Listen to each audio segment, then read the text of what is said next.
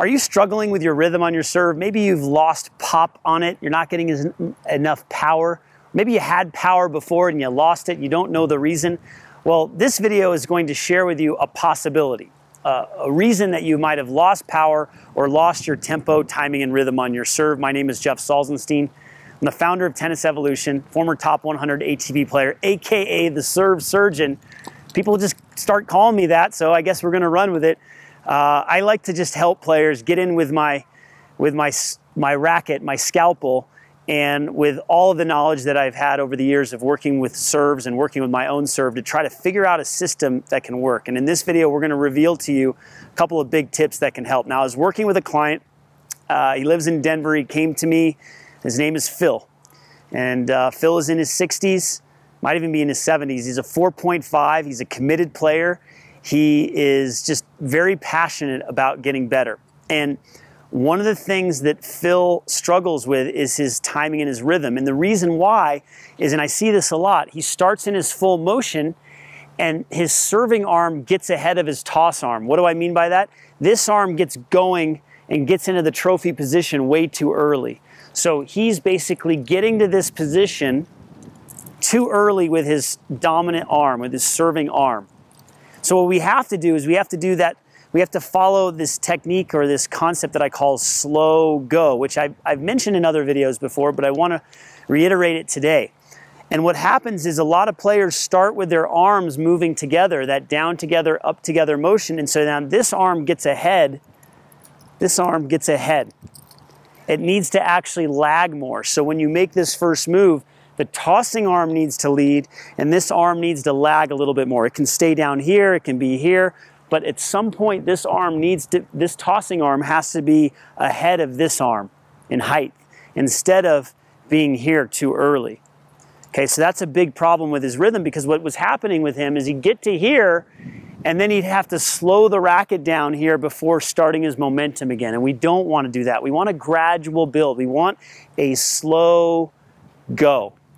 All right, so the second thing, and I was pointing that out, the second thing he was making a mistake with is when he made this move, the racket face was opening way too early. We see this a lot. You're going to lose all your power when you do that.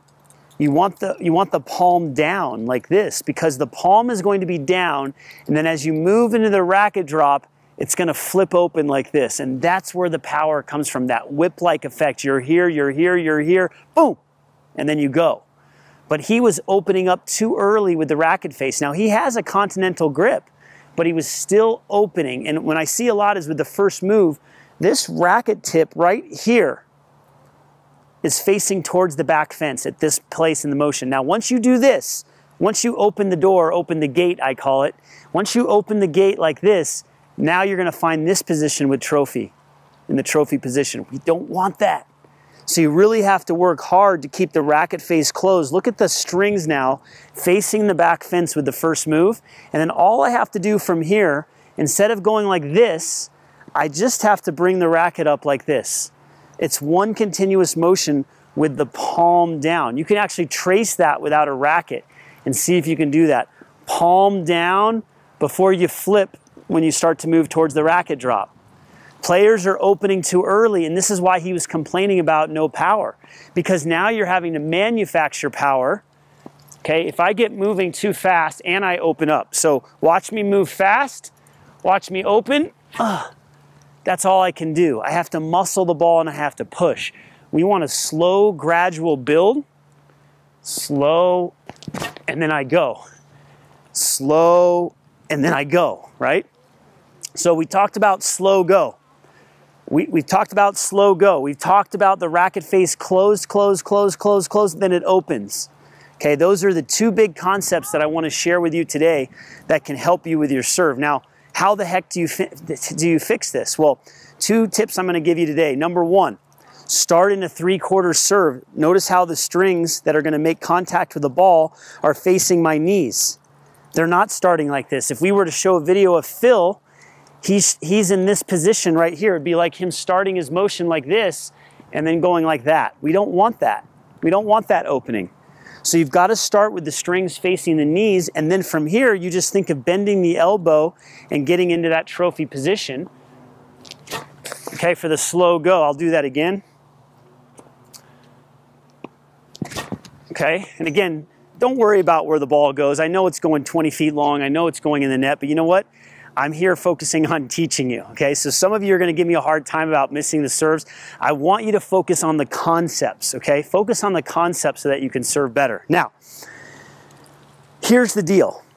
Once you get to here, if you can make this first move, that's gonna help tremendously. I'm warning you, as soon as you go back to your full motion, you're gonna wanna move fast and you're gonna wanna open up. That's what I see time and time again.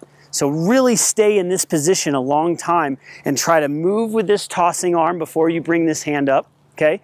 And keep the racket face closed longer. Those are the two things I want you to do. Finally, serve into a fence or into the side fence. Don't worry about hitting serves into the court. Just work on, even get into 3/4 right here, and serve into a side fence. Work on your technique. Spend time every week. Get the reps in serving into a side fence or into the back fence. Do whatever you have to do to work on your technique without caring if the ball goes in.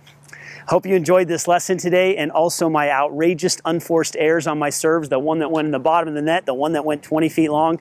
Yes, I'm human, but yes, I know how to help players with their serve. Really enjoyed this video today. Thumbs up button.